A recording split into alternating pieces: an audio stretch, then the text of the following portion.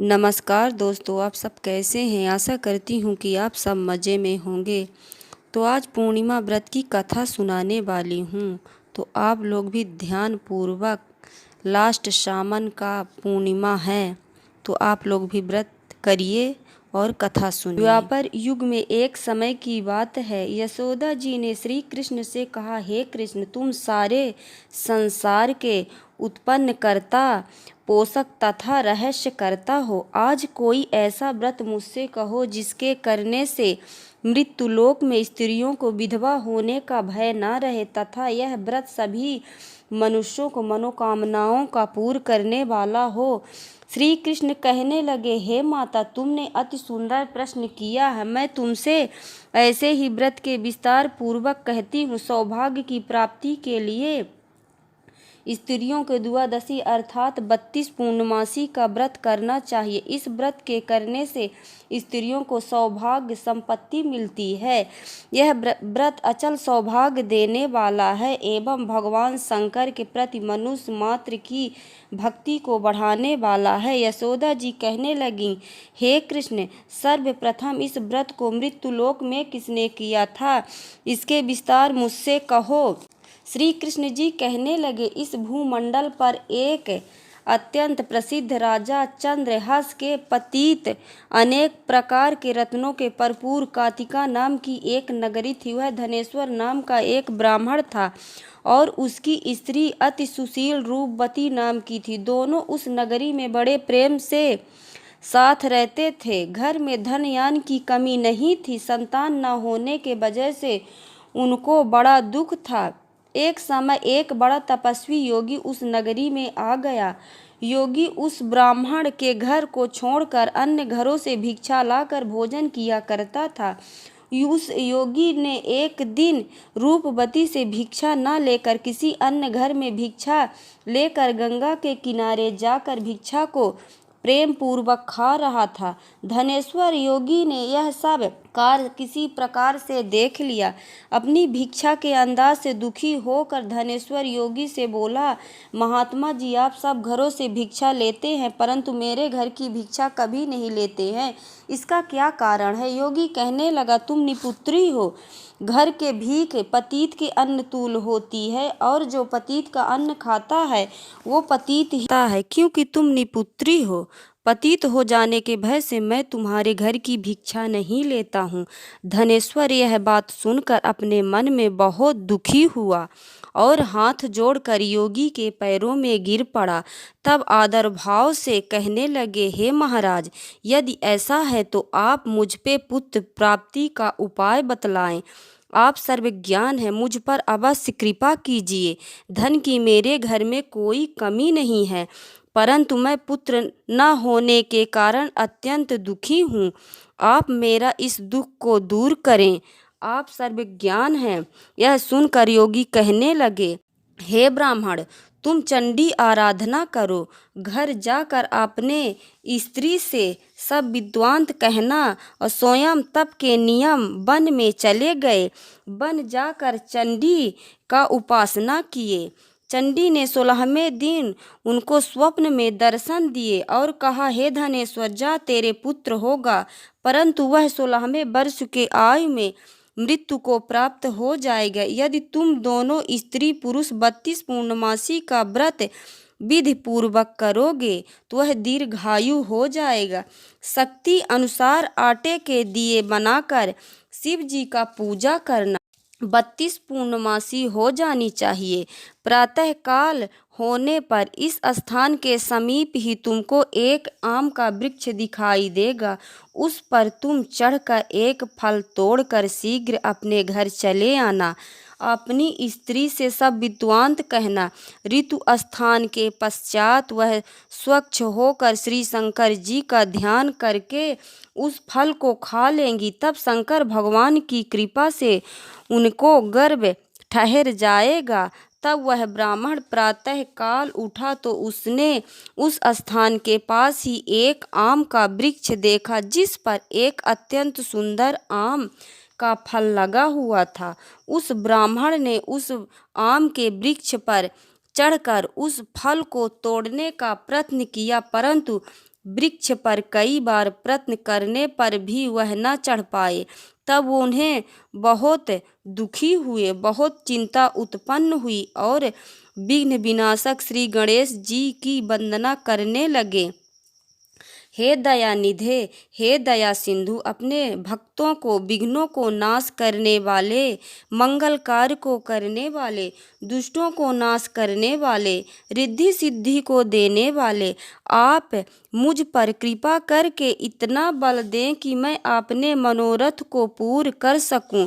इस प्रकार गणेश जी की प्रार्थना करने पर उनकी कृपा से धनेश्वर वृक्ष पर चढ़ गया और उसने एक अति सुंदर आम का फल देखा। उसने सोचा कि जो वरदान में फल मिला था वही फल है, कोई और फल दिखाई नहीं दे रहा है। धनेश्वर ब्राह्मण ने जल्दी से उस फल को तोड़कर अपनी स्त्री को ला कर दिया और उसकी स्त्री ने अपने पति के कथा अनुसार फल को खा लिया और गर्भवती हो गई। देवी की कृपा से उनके एक सुंदर पुत्र उत्पन्न हुआ जिसका नाम उन्होंने देवदास रखा। माता पिता के हर्ष और शोक के साथ बालक शुक्ल पक्ष चंद्रमा की भांति अपने पिता के घर में बढ़ने लगा। भवानी की कृपा से बालक बहुत ही सुंदर, सुशील और विद्या पढ़ने में बहुत ही निपुण हो गया। दुर्गा जी की आज्ञा अनुसार उसकी माता ने द्वादशी 32 पूर्णमासी का व्रत करना प्रारंभ कर दिया, जिसके उसका पुत्र दीर्घायु बड़ी आयु वाला हो जाए। 16वां वर्ष लगते ही देवदास के माता पिता को बड़ी चिंता हो गई, कहीं उनके सामने इसकी मृत्यु न हो जाए। इसीलिए उन्होंने अपने मन में विचार किया कि यदि यह दुर्घटना इनके सामने हो जाएगी तो कैसे सहन कर सकेंगे। अस्तुत उन्होंने देवदास के मामा को बुलाया और कहा, हमारी इच्छा है कि देवदास 1 वर्ष तक काशी में जाकर विद्या ध्यान करे और हम उनको अकेला भी नहीं छोड़ना चाहते हैं, इसलिए इनके साथ तुम चले जाओ और 1 वर्ष बाद इनको लौटा लाना।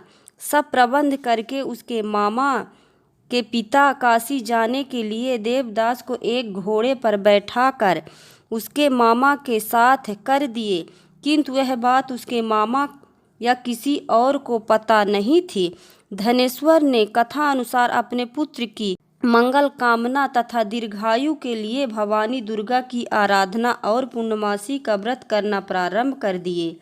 इस प्रकार बराबर 32 पूर्णमासी का व्रत किए। कुछ समय बाद एक दिन वह दोनों मामा और भांजे मार्ग में रात्रि बिताने के लिए किसी ग्राम में ठहरे हुए थे। उसी दिन गांव में एक ब्राह्मण की अत्यंत सुंदरी, सुशीला, विदुषी एवं गुणवती कन्या का विवाह होने वाला था। जिस धर्मशाला के अंदर बर और बारात ठहरी हुई थी, उसी धर्मशाला में देवदास और उसके मामा भी ठहरे हुए थे। संयोगवश जब कन्या को तेल आदि चढ़ाकर मंडप आदि का कृत्य किया गया तो लग्न के समय बर को धनुव्रता हो गया। अस्तुत बर के पिता ने अपने कुटुंबियों से परामर्श करके निश्चय किया कि यह देवदास मेरे पुत्र जैसे सुंदर हैं, मैं इनसे ही साथ लग्न करा दूं और बाद में विवाह के अन्य कार्य मेरे लड़के के साथ हो जाएगा। ऐसा सोचकर देवदास के मामा से जाकर बोले कि तुम थोड़ी देर के लिए अपने भांजे को हमें दे दो, वर बनाने के लिए विवाह के लग्न के समय कुछ सुरुचित रूप में हो सके। तब उनका मामा कहने लगा कि जो कुछ मधुफर्क यदि कन्यादान के समय वर को मिलेगा तो वह हम सब ले लेंगे, तो मेरा भांजा इस बारात का दूल्हा बन जाएगा। यह बात वर के पिता को स्वीकार कर लेना पड़ा। उसने अपने भांजा वर बनाने को भेज दिया और उसके साथ विवाह कार्य सब रात्रि विधि पूर्वक संपन्न हो गया। पत्नी के साथ वह भोजन नहीं कर सका और अपने मन में सोचने लगा कि न जाने किसकी स्त्री होगी। ये एकांत में इस सोच में गर्म निःविश्वास छोड़ने लगा तथा उसकी आंखों में आंसू बहने लगे। तब वधू ने पूछा कि क्या बात है, आप इतने उदास दुखी क्यों हो रहे हैं।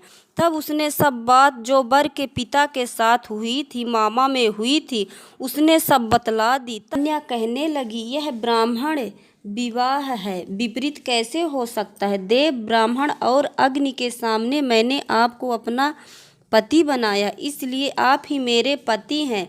मैं अन्य की कदापि नहीं रहूंगी किसी। तब देवदास ने कहा, ऐसा मत करिए, क्योंकि मेरी आय बहुत थोड़ी है।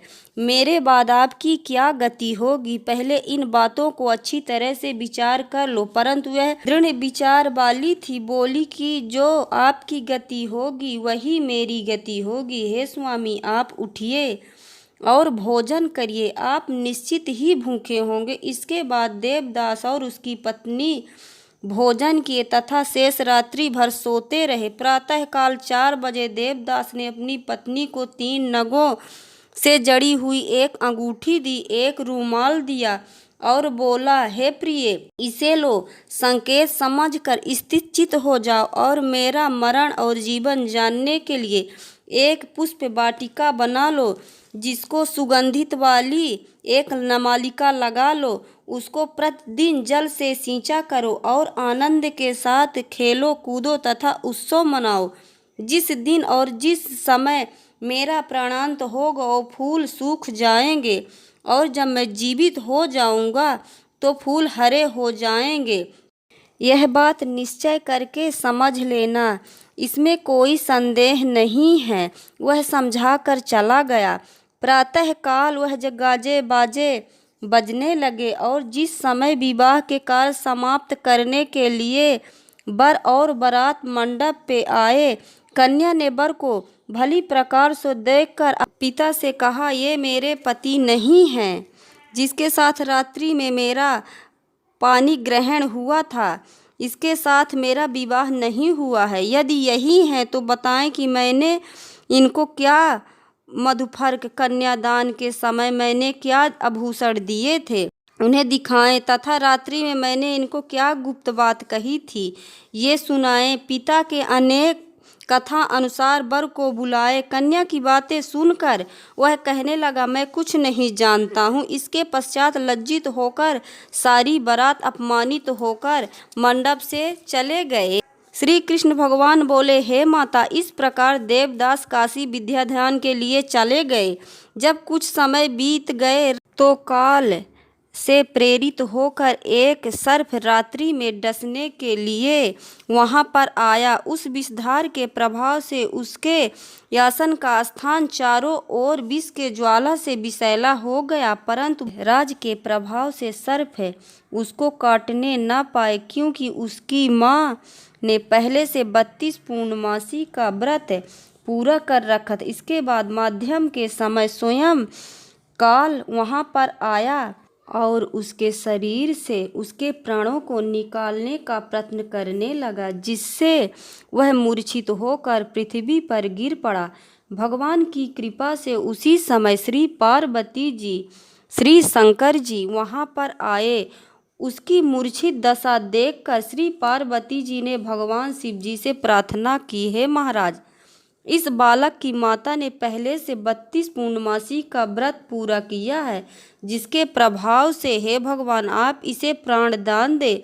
भवानी के कहने से भक्त बंसल भगवान शिव जी उसको प्राणदान दे दिए। इस व्रत के प्रभाव से ही काल मृत्यु को छोड़ देना पड़ा और वह स्वस्थ होकर बैठ गया। उधर उसकी स्त्री उसके काल की प्रतीक्षा किया करती थी। जब उस पुष्प वाटिका में पात्र पुष्प कुछ भी नहीं रहे तो उसको अत्यंत आश्चर्य हुआ, और जब वह वैसे ही फिर हरे भरे हो गए तो वह जान गई कि वह जीवित हो गए हैं।